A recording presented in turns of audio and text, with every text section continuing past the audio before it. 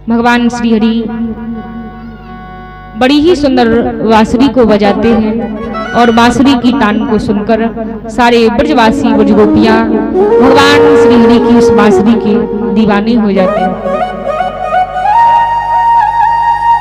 अगर कोई गोपी भोजन परोस रही हो, उस समय भगवान की बांसुरी बाज जाए तो भोजन की थाली गाय के सामने रख देती है, गाय का भूसा उठाकर अपने पति के सामने रख देती है और बांसुरी सुनने के लिए दौड़ जाती है। ऐसी थी ब्रजगोपियों की स्थिति। अगर गायें चारा ग्रहण कर रही होती हैं और भगवान की बांसुरी बाजती है तो उस चारे को अपने मुख में ही दबा लेती हैं और अपने मुख को बंद करके बांसुरी सुनने के लिए दौड़ पड़ती है। छोटे छोटे से बछड़े गाय का दूध पीते हैं, लेकिन भगवान की बांसुरी बाजती है तो उस दूध को पीना छोड़कर बांसुरी सुनने के लिए दौड़ पड़ते हैं। किस तरफ से आवाज आ रही है उसी तरफ बांसुरी सुनने के लिए दौड़ पड़ते हैं। कोई गोपी वस्त्र पहन रही हो स्नान करके, उस समय भगवान की बांसुरी बाज जाए तो आधे वस्त्र पहने, आधे ऐसे ही आधी साड़ी पहने, आधी ऐसी ही रास्ते में रास्ता साफ करती जा रही है, ऐसे बांसुरी सुनने के लिए दौड़ पड़ती। ऐसी थी ब्रजगोपियों की स्थिति। बड़ा भगवान से प्रेम करती थी। कुछ दिन के बाद भगवान श्री हरि थोड़े और बड़े हुए।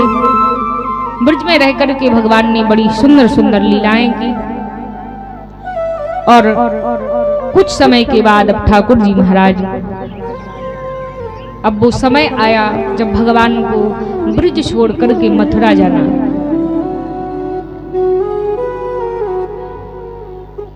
कंस को जब पूर्ण विश्वास हुआ, बड़े बड़े असुरों को, सक्टासुर, बकासुर, अघासुर जैसे असुरों को भगवान को मारने के लिए भेजता है। भगवान श्री हरि कृष्ण बलराम दोनों भाई बड़े बड़े असुरों का वध थोड़े ही समय में कर देते हैं। तब कंस को विश्वास हुआ कि जिस बालक ने 7 दिन की आयु में मेरी बहन पूतना को मार दिया, जिस बालक ने कालिया नांग पर नाच लिया, जिस बालक ने 7 वर्ष की आयु में 7 कोस के गोवर्धन को 7 दिन तक छोटी सी कनिष्ठा उंगली पर धारण कर लिया, इतने बड़े बड़े असुरों का वध कर दिया, वो बालक कोई साधारण नहीं हो सकता। अवश्य मेरा 8वां शत्रु है और देवकी की 8म संतान है। अब मुझे इसका वध करना चाहिए और इसके लिए उसको वहां नहीं, अब उसको मारने के लिए ब्रज में किसी को नहीं भेजना, अब तो उसको यहीं बुला लेना चाहिए। अब बुलवाया कैसे जाए? कोई ना कोई बहाना भी तो होना चाहिए कि इस बहाने से भगवान आ जाए। तब श्री सुखदेव जी महाराज कहते हैं, दुष्ट कंस ने मन में विचार किया कि क्या किया जाए। तब एक विचार मन में आया, सलाह अपने मंत्रियों से ली। सबकी सलाह के आधार पर उसने कहा, कल से हमारे यहाँ पर बड़े ही सुंदर धनुष यज्ञ की तैयारियां होंगी और हम धनुष यज्ञ का आयोजन करेंगे, जिसमें दूर दूर से सभी को बुलाएंगे। धनुष यज्ञ करना तो एक बहाना था, परंतु श्री हरि को, श्री कृष्ण को, बलराम जी को उसे मथुरा बुलाना था। इस बहाने से धनुष यज्ञ का बहाना लिया। सोचा कि धनुष यज्ञ का बहाना तो हो गया कि इस बहाने से बुलाया जाए, लेकिन कोई ऐसा विश्वास पात्र व्यक्ति भी होना चाहिए जिसके आधार पर और जिसके साथ श्री कृष्ण बलराम यहाँ आ सके। क्योंकि अगर मैं स्वयं लेने गया तो नंद बाबा ब्रजवासी मेरे साथ उन्हें नहीं भेजेंगे, क्योंकि वो मेरे स्वभाव से परिचित हैं कि कहीं कंस ने कोई कष्ट ना पहुंचा दे। फिर कोई ऐसा विश्वास पात्र व्यक्ति हो जिस पर नंद बाबा भरोसा कर ले और उसके साथ श्री कृष्ण बलराम को भेज दे। तब कंस श्री अक्रूर जी महाराज के पास पहुंचता है। अक्रूर जी के पास जाकर के कहा, अक्रूर क्या तुम मेरा एक काम करोगे? अक्रूर जी ने कहा, महाराज आज्ञा दीजिए। तब महाराज कंस ने कहा, जाओ और श्री कृष्ण बलराम को ब्रज से मथुरा लेकर के आओ। उनसे कहना, इनके मामा कंस ने बहुत बड़े धनुष यज्ञ का आयोजन किया है, जिसमें अपने दोनों भांजों को आमंत्रित किया है। अगर ब्रजवासी भी जिद करे कि हमें भी चलना है तो उनसे कहना अगर तुम्हारी इच्छा हो तो तुम भी साथ चल सकते। तब अक्रूर जी के मन में विचार आया कहीं ऐसा ना हो कि दुष्ट कंस श्री कृष्ण बलराम को बुलाकर उन्हें कोई कष्ट पहुंचाए, उन्हें मारना चाहे, तो फिर मैं बाद में नंद बाबा को क्या उत्तर दूंगा। इस कारण से मुझे अपनी सेना को भी तैयार कर लेना चाहिए कि अगर रास्ते में आवश्यकता पड़ी तो वो काम आएंगे। अक्रूर जी ने कंस से तो कह दिया कि महाराज ठीक है मैं लेकर के आऊंगा। कंस प्रसन्न हो गया कि अक्रूर जी तो नंद बाबा के मित्र भी हैं और उनके रिश्ते में भ्राता भी लगते हैं, भाई भी लगते हैं, तो शायद उनके साथ भेज देंगे। अक्रूर जी तैयार हुए, अपने सैनिकों को साथ किया, तैयार किया और सैनिकों को साथ लेकर के अक्रूर जी ने अपने सैनिकों से कहा देखो तुम सभी मेरे साथ चलो, रास्ते में तुम सभी मेरे पीछे पीछे चलना, छुप छुप करके चलना, गुप्त रूप से चलना, खुल करके मत चलना, नहीं तो कंस को पता चल जाएगा कि अक्रूर अपने साथ सैनिकों को ले जा रहा है तो रास्ते में हमें भी कष्ट पहुंचा सकता। इसलिए तुम छुप छुप करके चलना, अगर कोई रास्ते में दिक्कत हुई, कोई समस्या हुई तो मैं संकेत कर दूंगा। सैनिक छुप छुप करके गुप्त रूप से जाने लगे। अक्रूर जी महाराज ने रथ को बढ़ाया और अक्रूर जी अपने रथ में बैठकर मथुरा से गोकुल की तरफ प्रस्थान करते हैं। अक्रूरो अपि च रात्रि मधुपुर्यां गतः उषित्वा रथमास्थाय प्रियो नंद गोकुलम। नंद बाबा के प्रिय गोकुल में आज मथुरा से ब्रज की तरफ प्रस्थान किया।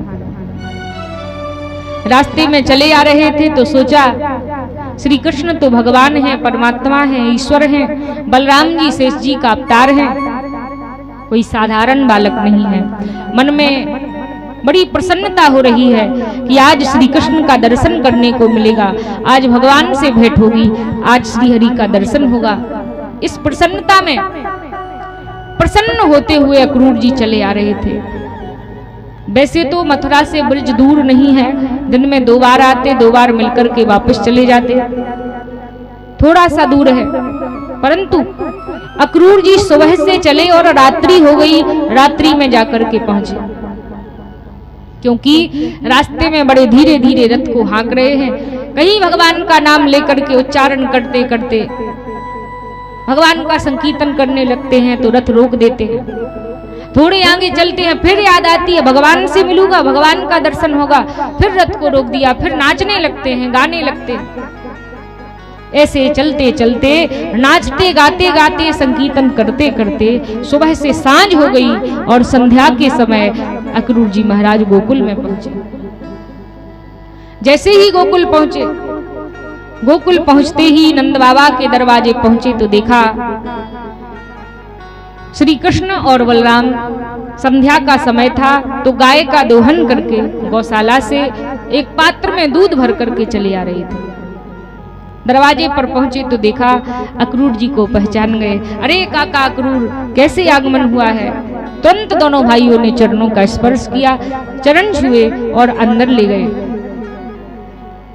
नंद बाबा ने देखा भ्राता अक्रूर, बड़े दिन के बाद आए हो, कैसे आना हुआ। तब अक्रूर जी को बिठाया, भोजन पानी कराया। फिर नंद बाबा ने सब कुछ कराकर, भोजन वगैरह कराकर, इसके बाद पूछा। कृष्ण बलराम बगल में बैठे थे। मैया यशोदा भोजन की थाली परोसकर भगवान श्री कृष्ण को ला रही थी कि उसी समय अक्रूर जी ने कहा, नंद बाबा, हम आपके इन दोनों बालकों को अपने साथ मथुरा ले जाने आए। कंस ने बहुत बड़े धनुष यज्ञ का आयोजन किया है, जिसमें श्री कृष्ण बलराम दोनों को आमंत्रित किया है। बड़े दूर दूर से सभी पधार रहे हैं, तो उन्होंने सोचा कि क्यों ना कृष्ण बलराम भी आए, धनुष यज्ञ की शोभा तो देख लें। नंद बाबा ने कहा ठीक है, बड़ी प्रसन्नता की बात है, लेकिन मुझसे तो पूछ लिया, लेकिन या की मैया से तो पूछ लो, यशोदा क्या कहती है, यशोदा से पूछो। मैया यशोदा ने तो सुन ही लिया था। भोजन की थाली हाथ से छूटकर जमीन पर गिरी, रोने लगी, मूर्छित हो गई। मूर्छा जागी। भगवान ने कहा कि मैया क्या बात है। तब मैया यशोदा ने कहा, लाला 80 वर्ष की आयु में कितने जतन के बाद मैंने संतान के मुख को देखा है और तुम मुंह को छोड़कर के मथुरा चले जाओगे, मैं तुम्हारे बगैर कैसे जीवित रहूंगी। भगवान ने बार बार कहा, अरे मैया कल की ही बात है, परसों वापस आ जाऊंगा, समझाया। लेकिन मैया को सारी रात नींद नहीं आती है। लाला मैं तो तेरे बगैर एक पल भी जीवित नहीं रह सकती और तू कहता है कल की बात है, परसों आ जाऊंगा। वो परसों भी मुझे बरसों की तरह व्यतीत होगा। भगवान मानो कह तो रहे हैं कि कल की बात है, परसों आ जाऊंगा, लेकिन ब्रजवासी भगवान से निश्चल प्रेम करते हैं, निस्वार्थ प्रेम करते हैं और उनके हृदय में ना जाने ऐसा क्यों लगता है कि भगवान कृष्ण जाएंगे तो परसों की कह करके, लेकिन बरसों कभी वापस आएंगे। उनके मन में ऐसा लगता है, अंदर से बड़ा कष्ट होता है, रोने लगे। मैया बार बार कहती है, लाला मुंह को छोड़ करके मत जा, मुंह को छोड़ करके मत जा, मैं तेरे बगैर जीवित नहीं रह सकती। भगवान ने बार बार समझाया। मैया को तो रात भर नींद नहीं आती है कि कल मेरा कृष्ण हमें छोड़ करके चला जाएगा, कल मेरा बलराम चला जाएगा। सारी रात मैया यशोदा सोती नहीं, भोजन नहीं करती। भगवान जैसे ही सुबह हुई उठे, दोनों भाइयों ने स्नान किया, माँ को प्रणाम किया, नंद बाबा को प्रणाम किया और सभी ब्रजवासियों से आज्ञा लेकर भगवान रथ पर बैठे और जाने लगे। सारा ब्रज, सारे ब्रजवासी भगवान के पीछे पीछे चल रहे हैं। लाला कब आए वो, हमको छोड़ करके मत जा। भगवान कहते हैं, मित्रों कल की ही बात है, परसों वापस आ जाऊंगा। ऐसा कहते कहते भगवान चले जा रहे हैं। आगे जाकर के एक बड़ा विचित्र दृश्य देखा, जिससे अक्रूर जी की भी आंखें चौंधिया गई, अक्रूर जी भी चकरा गए। आज तक इतना प्रेम देखा ही नहीं था। आगे जाकर देखा, जिस रास्ते से ब्रज से मथुरा जाया जाता है, ब्रज की जितनी गोपियां थी उस रास्ते में जाकर के लेट जाती, लेटी हैं। अक्रूर जी ने कहा, देवी उठिए, इस रास्ते में क्यों लेटी हो? क्या पागल हो गई हो? क्या मूर्ख हो? क्योंकि अक्रूर जी अभी उस प्रेम को नहीं समझते। तब एक गोपी लेटी लेटी ही कहती है, अरे अक्रूर, तेरा नाम तो अक्रूर है, परंतु तू हृदय से कितना क्रूर है। तूने हमारे कृष्ण को हमसे दूर करने का सोच भी कैसे लिया? अरे कृष्ण तो हमारे प्राण है, हमारे ब्रज के प्राण है, कृष्ण को हमसे दूर कैसे ले जा सकते हो? अगर तुम हमारे कृष्ण को ले जाओगे तो हम इस रथ को निकलने के लिए रास्ता नहीं देंगी। अगर नहीं मानोगे, अगर इतने ही क्रूर हो तो इस रथ को हमारे ऊपर से चढ़ा दो। अगर कृष्ण ही नहीं तो हमारे प्राण भी रह करके क्या करेंगे? ऐसे ब्रज गोपियां कहती हैं। भगवान से अक्रूर जी ने कहा, कृष्ण इतना प्रेम तो मैंने आज तक नहीं देखा। अक्रूर जी की आंखों में भी आंसू आ गए और अक्रूर जी ने श्री कृष्ण से कहा, बलराम जी ने इशारा किया, लाला अब तू ही उठ जा और तू ही जाकर के इन्हें संभाल सकता है, किसी के बस की बात नहीं। तब भगवान श्री कृष्ण स्वयं उठे और स्वयं उठ करके भगवान ने रथ से नीचे उतरे, अपने हाथों से सभी ब्रजगोपियों को उठाया। देवियों कल की ही बात है और परसों में वापस आ जाऊंगा। लेकिन उनको लगता है कि कृष्ण आएंगे नहीं, बार बार रोने लगी। तब भगवान ने कहा, आप अगर हमसे वास्तविक रूप से प्रेम करती हैं तो आपको उस प्रेम की सौगंध है, आप वापस चली जाइए। तब वापस आने लगी और भगवान श्री हरि आगे गए। राधा रानी से भेंट हुई और राधा रानी से भेंट होती है तो राधा रानी अपने करुण शब्दों में भगवान से निवेदन करती है,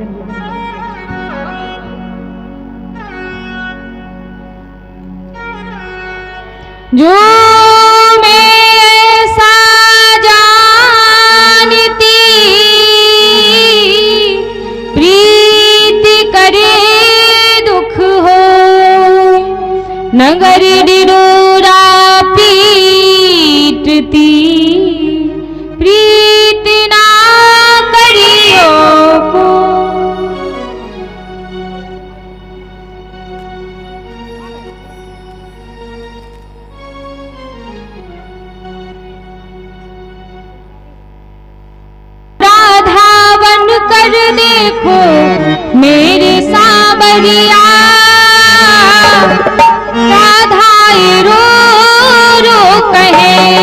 हो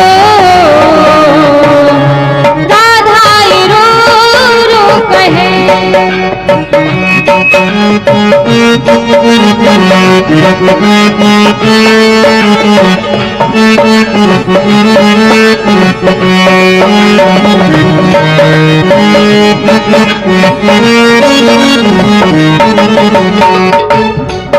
एक बार तो राधा बन कर देखो मेरी सांवरिया, राधा रो रो कहे। ओ राधा रो रो कहे, राधा रो रो कहे।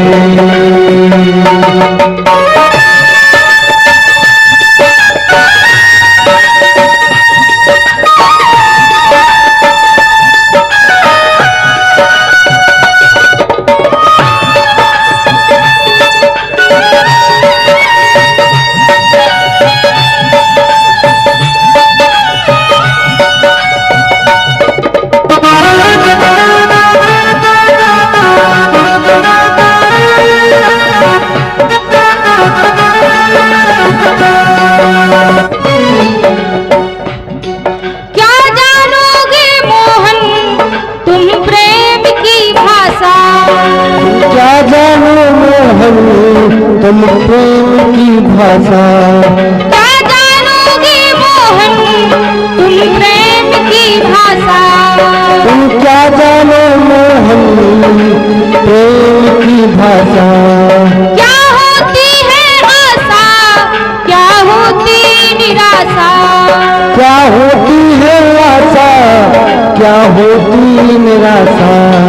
एक बार जरा तुम प्रेम करके देखो सांवरिया, राधा रो रो कहे।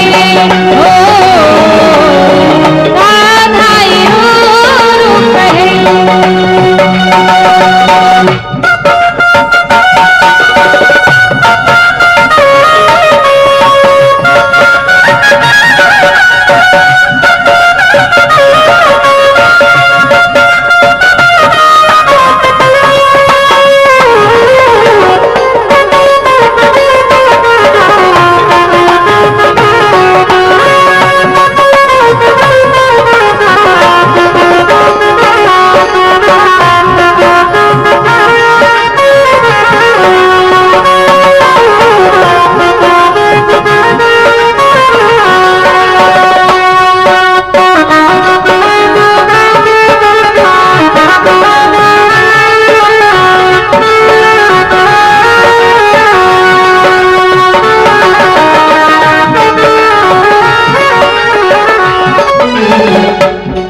जब कोई सुनेगा ना मेरे मन के दुखड़े, जब कोई सुनेगा ना मेरे मन के दुखड़े। जब ताने सुन सुन कर होंगे दिल के टुकड़े। तुम तारे सुन सुन कर होंगे दिल के टुकड़े। एक बार जरा तुम ताने सुन कर देखो सांवरिया, राधा रो रो कहे। ओ राधा रो रो कहे। एक बार राधा बन कर देखो मुझे सांवरिया, राधा रो रो कहे।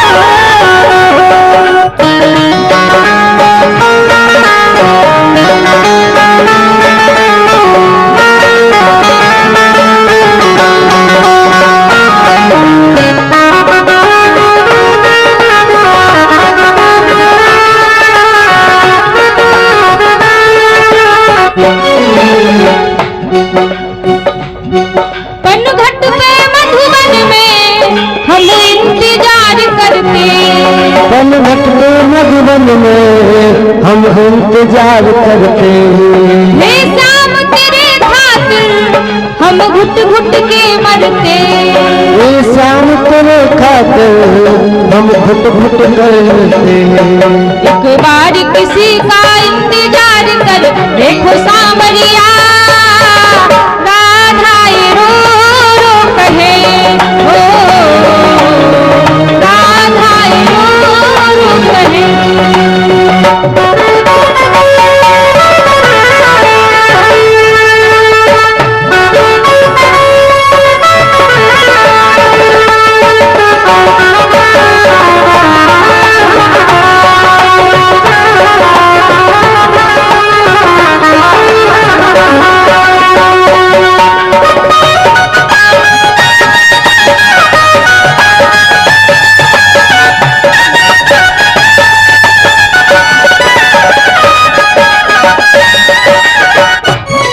एक बार तो राधा बन कर देखो मेरी सांवरिया, राधा ये रो रो कहे हो, राधा ये रो रो कहे।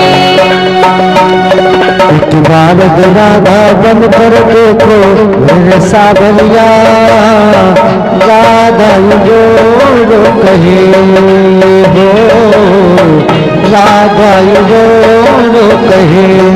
एक बार तो राधा बन कर देखो मेरे सांवरिया, राधा ये रो रो कहे हो, राधा ये रो रो कहे। एक बार राधा बन कर देखो मेरे सांवरिया, राधा जो रो कहे हो, राधा जो रो कहे। राधा ये रो रो कहे हो, राधा ये रो रो कहे। बोलिए श्री राधा रानी सरकार की जय। श्री बांके बिहारी लाल की जय। श्री सुखदेव जी महाराज कहते हैं भगवान श्री कृष्ण ब्रज से मथुरा की तरफ चलते हैं तो श्री राधा रानी से भेंट करते हुए भगवान आगे चले। आगे अभी तक तो अक्रूर जी के हृदय में भगवान के प्रति यह था कि ये भगवान है, परमात्मा है, तो इनका कंस क्या कोई भी कुछ बिगाड़ नहीं सकता। रास्ते में भगवान ने ऐसी माया रची कि सब कुछ भूल गए। एक साधारण सा भगवान को बालक समझ लिया और मन में सोचा कहीं ऐसा ना हो कि कंस ने कोई कष्ट पहुंचाए। तब अक्रूर जी महाराज एक नदी में जमुना जी में स्नान करने के लिए जाने लगे। भगवान ने सोचा कि काका जी के साथ कोई माया कर दी जाए जिससे इनके अंदर जो डर है ये डर दूर हो जाए। तब जो सैनिक साथ लाए थे, जो जिनको छिपा कर रखा था, उन सैनिकों को अब अक्रूर जी संकेत करना चाहते हैं। पहले उनसे कह दिया था अगर कोई दिक्कत नहीं होगी उस तरफ से आते आते तो मैं जमुना जी में 3 डुबकी लगाऊंगा। अगर मैं 3 डुबकी लगा करके बाहर निकलूं तो समझ जाना कि कोई दिक्कत नहीं और तुम वापस चले जाना। क्योंकि अगर मुख से बोल करके कहता तो कंस के गुप्तचर पता लगा लेते, इसलिए संकेत किया। और जैसे ही जमुना जी में जाकर के डुबकी लगाई, 1 डुबकी लगाई तो देखा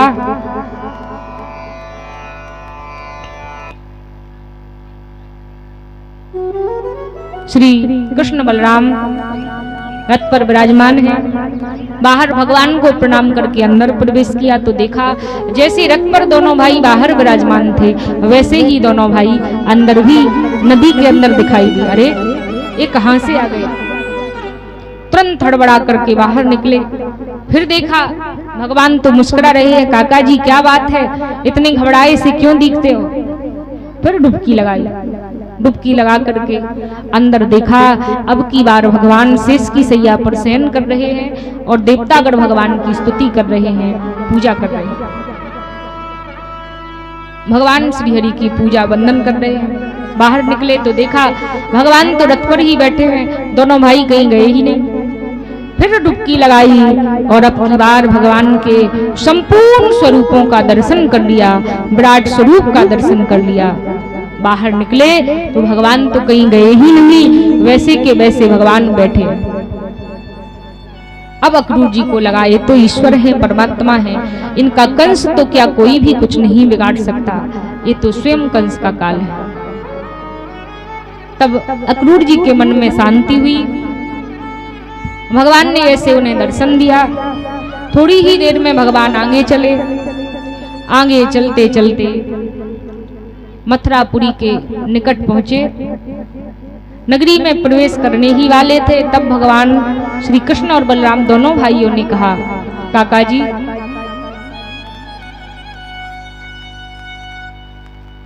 काका जी ऐसा कीजिए कि आप इस रथ को लेकर के अंदर चले जाइए, तब तक हम दोनों भाई या नगरी की शोभा देखकर पैदल पैदल आते। दोनों भाई रथ से नीचे उतरे। अक्रूर जी रथ को लेकर के अंदर गए और दोनों भाई पैदल पैदल चलने लगे। हमने सुना है यह नगरी बड़ी सुंदर है, या नगरी की शोभा तो देख लें कि कितनी सुंदर है। जैसे ही सारी मथुरा नगरी में पता लगा कि वही बालक आए हैं जिस बालक ने 7 दिन की आयु में पूतना को मार दियो, 7 वर्ष की आयु में जिसने गोवर्धन को उठाए लियो, जिसने शक्तासुर अघासुर जैसे दैत्यों का संहार कर दिया, वही बालक आए हैं, तो सभी की भीड़ लग गई। वहां की नारियां, वहां के स्त्री पुरुष भगवान को देखने के लिए आने लगे। सुखदेव जी महाराज कहते हैं सभी की भीड़ लगी थी। स्त्रियां झरोकों से कोई छतों पर चढ़कर देख रही, कोई अटारियों पर चढ़ करके देख रही है। भगवान की तरफ जो जिस भाव से देखता है भगवान उसी रूप में दर्शन देते। कोई भगवान को पति के रूप में देखता है तो भगवान सबको अपने स्वामी के रूप में दिखाई देते। कोई पुत्र की भांति देखता है, जो छोटे से लाला दिखाई देते हैं। कोई शत्रु की भांति देखता तो भगवान उनको काल दिखाई देते हैं। जो जिस भाव से देखता है, जाकी रही भावना जैसी, प्रभु मूर्ति देखी तन तैसी, उसी भाव से भगवान ने दर्शन दिया। आगे चले, पीछे पलट करके भगवान ने देखा तो 5-5, 10-10 वर्ष के भगवान के मित्र सखा पीछे पीछे चल रहे थे। भगवान ने कहा, अरे मित्रों तुम सभी कब आए? कन्हैया के मित्र बोले, देख लाला, हमने तो जब से सुना कि हमारा लाला हमें छोड़ करके मथुरा चला गया, हमसे तो रहा ना गया, गौएं चराने के लिए गए थे, सुना तो ऐसे ही दौड़े चले आए। भगवान ने कहा, मित्रों तुम सभी ठीक आ गए, मुझको भी तुम सभी की बड़ी याद आ रही थी। देखो मित्रों, अभी हमने अंदर प्रवेश नहीं किया है। जो ये मथुरा नगरी है, या नगरी के जो राजा हैं वो मेरे सगे मामा कंस हैं। या नाते अगर तुम्हें किसी वस्तु की आवश्यकता हो, किसी चीज की जरूरत हो तो मुझसे मांग सकते हो, मैं प्रबंध कराए दूंगा। कुछ चाहिए, कुछ जरूरत है? कन्हैया के मित्र बोले, देख लाला, हम ठहरे ब्रजवासी बाल गाय चराने के लिए गए थे और हमने सुना कि तुम हमें छोड़ करके चले गए, तो फटे पुराने से कपड़े पहने ही चले आए, तो नेक हमारे कपड़ों का प्रबंध कराए दे। अब राजा के यहाँ आए हैं और या नगरी के जो राजा हैं वो तेरे सगे मामा हैं, अब तेरे साथ हम भी जाएंगे तो कोई क्या कहेगा कि या के मित्र ऐसे हैं, फटे पुराने से कपड़े पहन कर आए हैं, तो फिर तेरी इज्जत क्या रहेगी? या कारण से नेक हमारे कपड़ों का प्रबंध कराए दे, तो हम भी अच्छे राजकुमार जैसे दिखे। भगवान ने कहा, चिंता मत करो। आगे चले तो एक धोबी राजसी वस्त्र धोने के लिए आ रहा है। राजसी वस्त्रों की पोटली बांधी है। महाराज कंस का धोबी था, राजसी वस्त्र धोता था। अभिमान में तना हुआ चला रहा है, बड़ा अभिमान था। अभिमान इस बात का था कि महाराज का धोबी हूँ, छोटा मोटा थोड़ी।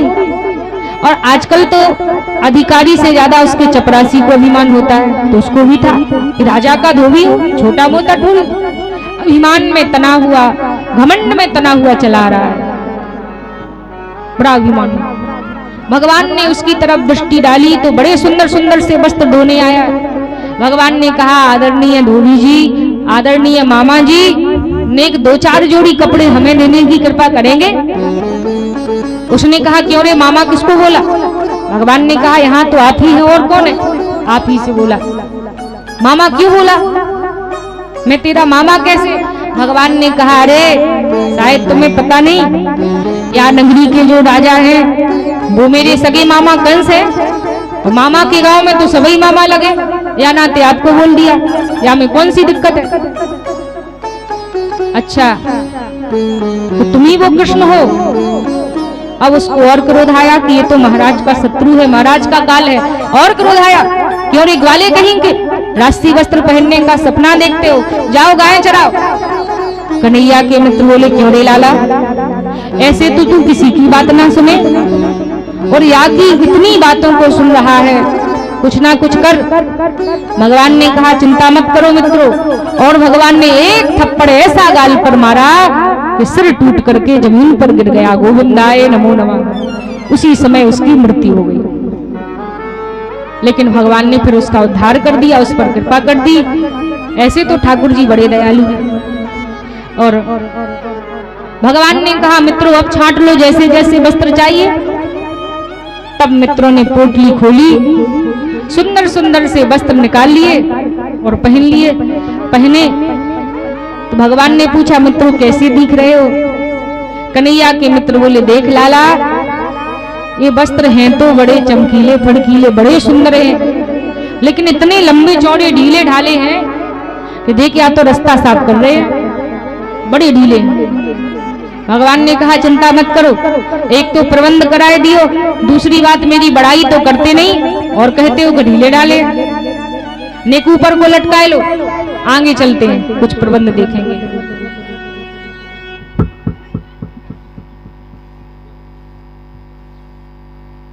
कहा तब तक नेक ऊपर को लटकाए लो, तब तक देखते हैं। आगे चले। भगवान के मित्र बोले अरे लाला तूने कहा थे वस्त्र ने ऊपर को तो लटकाए लिए, अब तो ऐसे लग रहे हैं कि किसी हिंगर पर टांग दिए। भगवान ने कहा चिंता मत करो, आगे तो चलो, धैर्य रखो। आगे चले तो एक दर्जी ने देखा भगवान के मित्रों को ढीले ढाले से कपड़े पहने तो हंसने लगा। ये भगवान, ये नया फैशन कब से प्रारंभ हो गया? हंसी उड़ाई। भगवान की दृष्टि पड़ी दर्जी पर कि ये हमारे मित्रों को देखकर मुस्कुरा रहा है। भगवान ने दर्जी से निवेदन किया, आदरणीय दर्जी जी, नेक हमारे मित्रों के माप के वस्त्र कर देंगे? उसने कहा जैसी आपकी इच्छा, क्योंकि जानता है अगर मना कर दूंगा तो धोबी का जो हाल हुआ सो अच्छी तरह पता था। हाथ जोड़कर बोला अवश्य कर दूंगा, जितने समय में आप कहेंगे उतने समय में कर दूंगा। भगवान बोले ठीक है। थोड़े समय में दर्जी ने सभी के माप के वस्त्र कर दिए। तब कन्हैया के मित्र बोले देख लाला, या दर्जी से तूने इतना काम कराए लियो, या को कुछ इनाम तो दे, या को कुछ इनाम मिलनी चाहिए। भगवान बोले चिंता मत करो, मैं आपको इनाम जरूर दूंगा। आदरणीय दर्जी जी, आपको कौन सी इनाम चाहिए? कौन सी इनाम चाहिए? तब दर्जी ने सोचा धोबी को जो इनाम मिली सो अच्छी तरह पता थी। हाथ जोड़कर बोला प्रभु कुछ नहीं चाहिए, बस आपकी कृपा दृष्टि ही बनी रहे। भगवान ने कहा ठीक है, आज से दर्जी बड़े फले फूलेंगे। तो आजकल हम देख ही रहे हैं, जितने का कपड़ा उतने की सिलाई, अगर दूल्हे सरकार की पोशाक हो तो फिर कहना ही क्या। ऐसे भगवान कृपा करके आगे चले। आगे चले तो भगवान ने मित्रों से पूछा मित्रों किसी चीज की और कसर बाकी है? भगवान के मित्र बोले अरे लाला, हम ठहरे ब्रजवासी ग्वालवाल, जब तक हमारे गले में मोटी सी फूलों की माला ना पड़वे तब तक आनंद नहीं आवे। भगवान बोले आगे चलो देखते हैं। आगे चले तो देखा आज भगवान एक सुदामा नाम के माली के घर बिना बुलाए ही पहुंच गए, क्योंकि वो भगवान का परम भक्त था। बिन बुलाए सुदामा नाम के उस माली के घर भगवान पहुंचे। उसने एकाएक जब भगवान को देखा, अब हमारे घर में जैसे हम सफाई कर रहे हो, इधर उधर सामान बिखरा हुआ पड़ा हो, पता भी ना हो कि कोई रिश्तेदार आने वाले हैं, वो हमें फोन करके बताए ना, और एकाएक कोई रिश्तेदार घर पर आ जाए, तभी पूरे में सामान बिखरा हो, सफाई भी ना हो, तब हमें कैसा लगता है? कि थोड़ा बता करके आते तो साज सज्जा कर लेते, अच्छा सजा लेते। भगवान के बारे में उसको पता भी नहीं था। हमारे तो रिश्तेदार आते, लेकिन उसके यहाँ बिन बुलाए भगवान पहुंच गए। व्यवस्था पहले से कोई कर नहीं रखी थी और भगवान पहुंच गए। एकाएक जब भगवान को देखा तो आश्चर्य में हो गया कि क्या करे इतनी जल्दी, भगवान की सेवा कैसे करें। सुखदेव जी महाराज कहते हैं, राजन, उस माली से भगवान ने निवेदन किया, आप क्या ये फूलों की माला हमारे मित्रों को दे सकते हैं? उसने कहा, अवश्य प्रभु, जैसी इच्छा। सुंदर सुंदर सी फूलों की माला उसने भगवान के मित्रों को दे दी। एक मोटे से सुगंधित से फूलों की माला स्वयं अपने हाथों से भगवान को पहना दी और हाथ जोड़कर कहता है, प्रभु, इतनी ही मेरी शक्ति है, यही मेरी सर्वस्व संपत्ति है, बस सब कुछ है, मैंने सब कुछ आपको सौंप दिया। भगवान ने कहा, चिंता मत करो, अगर तुमने अपना सब कुछ मुझे प्रदान किया तो मैं भी तुम्हें अपना सर्वस्व प्रदान करता हूँ। जाओ, विशुद्ध पराभक्ति का आशीर्वाद देता। आगे चले तो भगवान ने मित्रों से कहा, मित्रों, किसी चीज की और कसर बाकी है? कन्हैया के मित्र बोले, लाला, बस एक चीज की कसर बाकी है, या के बाद हम तो उसे कछु ना मांगेंगे। भगवान ने कहा, बताओ। मित्र बोले, लाला, जब तक हमारे माथे पर चंदन का टीका ना लगवे तब तक हमको आनंद ना आवे, एक प्रबंध करो। भगवान ने कहा, चिंता मत करो, देखते हैं। आगे देखा, 3 जगह से टेढ़ी मेढ़ी सी एक स्त्री छुप छुप करके हाथ में चंदन लेकर के कहीं चली जा रही है। छुप छुप करके इसलिए जा रही है कि 3 जगह से टेढ़ी मेढ़ी थी तो सभी उसकी हंसी उड़ाते थे और कुब्जा कुब्जा कह करके चढ़ाते थे। इसका नाम कुब्जा नहीं था, सब चढ़ाते थे इसको। वैसे तो इसका नाम कोई और था, लेकिन सब कुब्जा कुब्जा कह करके चढ़ाते थे। उसको बड़ी शर्म लगती थी, तो चंदन लगाने के लिए महाराज को छुप छुप कर जाती थी। छुप छुप करके चली जा रही थी, लेकिन भगवान से क्या छुपा है, चंदन की खुशबू भी बढ़िया आ रही थी, सुगंध आ रही थी। भगवान ने कहा, आदरणीय सुंदरी जी, कहाँ जा रही हो? नेके चंदन हमें देने की कृपा करोगी? सब तो उसे कुब्जा कहकर चढ़ाते थे, लेकिन सुंदरी का शब्द जैसे ही उसने सुना तो सुंदरी का शब्द सुनते ही सोचती है, ए, मुझे सुंदर कहने वाला कौन है? पलट करके देखा, भगवान के सुंदर स्वरूप को देखा, एकटक देखती रह जाती है। इतना सुंदर भी कोई हो सकता है? सारी सुध-बुध खो बैठी। सब तो मुझे चढ़ाते हैं, परंतु आपने मुझे सुंदरी कैसे कहा? मैं कहाँ से सुंदर हूँ? दिखने में भी सुंदर नहीं, 3 जगह से टेढ़ी मेढ़ी भी हूँ, बड़ी कुरूप हूँ। भगवान ने कहा, नहीं देवी, मैं व्यक्ति के तन की सुंदरता नहीं, उसके मन की सुंदरता को देखता हूँ, और मैंने आपके मन को सुंदर देखा, आपको सुंदरी कह दिया। सुखदेव जी महाराज कहते हैं, ऐसे भगवान ने कुब्जा पर कृपा की। कुब्जा ने सारो चंदन भगवान के मित्रों को दियो। अपने हाथों से ही भगवान को स्वयं चंदन का लेपन करती है। अपने हाथों से भगवान को चंदन का लेपन किया। भगवान प्रसन्न हुए। कन्हैया के मित्र बोले, लाला, या स्त्री को कछु इनाम तो दे।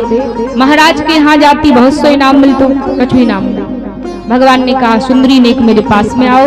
वो भगवान के पास में पहुंची और भगवान ने जैसे ही उसको स्पर्श किया, थोड़ा सा स्पर्श करते ही, उसकी दाढ़ी को स्पर्श करते थोड़ा सा ऊपर को अचका दिया।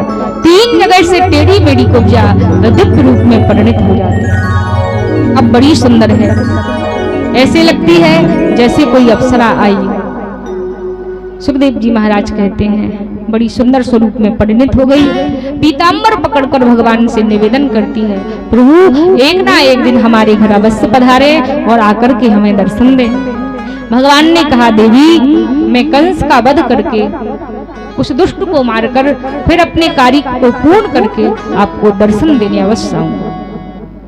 ऐसा कह के भगवान कुब्जा पर कृपा की आगे चले। आगे जाकर भगवान ने देखा, धनुष यज्ञ में पहुंचे। बड़ा सुंदर धनुष रखा है। भगवान की धनुष की तरफ दृष्टि पड़ी तो अपने त्रेता युग में श्री राम जी के अवतार की याद आ गई। अपने राम अवतार की याद आई। बलराम जी से कहते हैं कि दाऊ भैया, उस जन्म में तो मैं आपका बड़ा भाई था, आप मेरे छोटे भाई लक्ष्मण थे, लेकिन इस जन्म में इस नाते आप मुझसे बड़े हैं, मैं छोटा भाई हूँ। तो छोटे भाई होने के नाते मैं अपने अनुरूप कोई कार्य अपनी इच्छा से नहीं कर सकता, आपसे आज्ञा लेने की आवश्यकता है। आज्ञा दीजिए, मुझे लग रहा है क्या मैं इस धनुष को छू करके देख लूं? बलराम जी ने कहा, अरे कान्हा कैसी बात करे, या धनुष को छू करके क्या या को तोड़कर ही देख ले। बलराम जी की आज्ञा मिली, भगवान प्रसन्न हुए। अरे दाऊ भैया, अगर आपकी आज्ञा मिल गई तो किसी और की तो जरूरत ही नहीं। सबके सामने देखते ही देखते धनुष को उठाया और देखते ही देखते उस महान धनुष का खंडन कर दिया। बोलिए बांके बिहारी लाल की। भगवान ने धनुष तोड़ा, कंस के कानों तक आवाज पहुंची और अब उसको पूर्ण विश्वास हो गया, एक तो धनुष को कोई तोड़ नहीं सकता और जो धनुष को तोड़ देगा वो मुझे छोड़ नहीं सकता। यही मेरा काल है, यही शत्रु है। भगवान आगे चले, कुबलिया पीठ हाथी का वध किया। भगवान ने सोचा, दाऊ भैया, मामा जी ने तो हमारे मारने के लिए दरवाजे पर ही लंबी चौड़ी व्यवस्था कर दी है। इस कुबलिया पीठ पागल हाथी को हमें मारने के लिए छोड़ दिया, तो अंदर तो ना जाने क्या क्या व्यवस्था की होगी। इतना पता होता तो कुछ अस्त्र शस्त्र लेकर आते, हम तो कुछ हथियार भी नहीं लाए। क्यों ना ऐसा करे, इसी हाथी के एक एक दांत अपने साथ ले चले, इसी से काम चला लेंगे। हाथी के भी दांत बड़े बड़े होते, एक एक दांत दोनों भाइयों ने अपने कंधे पर रखे और अंदर प्रवेश किया। कंस के पास पहुंचे, महाराज प्रणाम करते हैं, हम कृष्ण बलराम मथुरा ते आए हैं, मथुरा आए हैं, गोकुल ते पधारे हैं। सुखदेव जी महाराज कहते हैं, जैसे ही कंस ने देखा दोनों के कंधों पर हाथी के दांत रखे थे, इसने कुबलिया पीठ हाथी को मार दिया। अब और क्रोध आया, चाणूर मुष्टिक कूट सल तोसल इन पांचों पहलवानों को भेजा। दोनों भाइयों ने थोड़े ही समय में पांचों का वध किया। अंतिम बार भगवान ने कंस के केस पकड़कर सिंहासन से नीचे पटक दिया, सारी प्रजा के सामने उसको घसीटते हुए। जितने भी उसने पाप किए थे, भगवान श्रीहरि जब उसको भगवान कष्ट देते हैं तो उसको अपने पापों का प्रायश्चित होने लगता है। और व्यक्ति जो पाप करता है, अगर उसको अपने पापों का प्रायश्चित होने लगे तो फिर भगवान की इस पर कृपा हो जाए। तो अंतिम बार भगवान श्रीहरि ने उसका वध किया, उस पर कृपा की। अंतिम बार उसे श्रीहरि का दर्शन हुआ, मन पवित्र हुआ।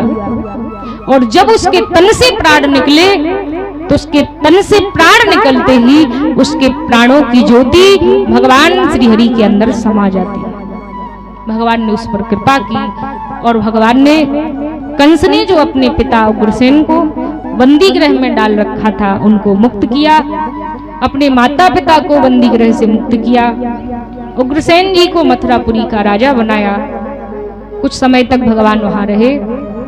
एक दिन मैया को लगा, माँ देवकी को लगा, अब मेरा लाला नेक बड़ा हो गया है तो या के विवाह के लिए भी रिश्ते आएंगे। कोई पूछेगा कि तुम्हारा लाला कितना पढ़ा लिखा है तो क्या कहेंगे कि वो माखन की चोरी करता था, चोर है, कौन विवाह करेगा? या को पढ़ाना लिखाना भी चाहिए, उसकी भी जरूरत है। तब मैया ने भगवान को गुरुकुल जाने का प्रबंध किया।